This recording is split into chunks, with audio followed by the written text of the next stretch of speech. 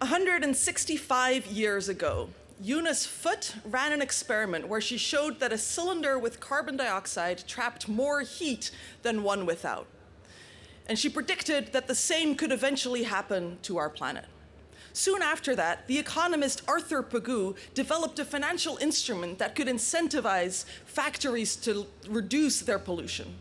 And yet, as I'm standing here today, more than 100 years later, the world has emitted more than 1 trillion tons of CO2.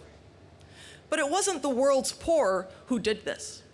The entire African continent, with more than 50 countries and 1 billion people, contributed less than 3% of these emissions. India contributed less than 3%. Mexico, Brazil, and Indonesia contributed less than 1% each.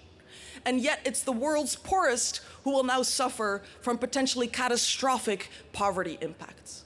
Subsistence farmers who rely on the food that they grow to feed their families are going hungry because of floods and droughts. The urban poor are suffering in increased heat waves with increasing power outages and a lack of access to AC. And residents of island nations are losing everything that they own with rising sea levels and intensifying hurricanes. It is the moral obligation of rich countries to take responsibility for mitigation. And as an economist, I want to recommend 3 economic policies that we know can work. First, pass a carbon tax.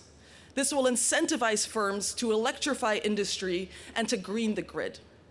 Second, provide loans and information for firms to invest in energy-efficient technologies that can save them money in the long term. And third, compensate people who will lose their jobs or otherwise suffer in this transition, for example, by retraining them or providing a universal basic income.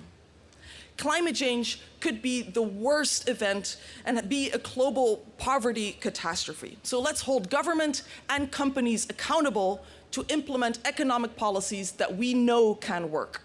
Thank you.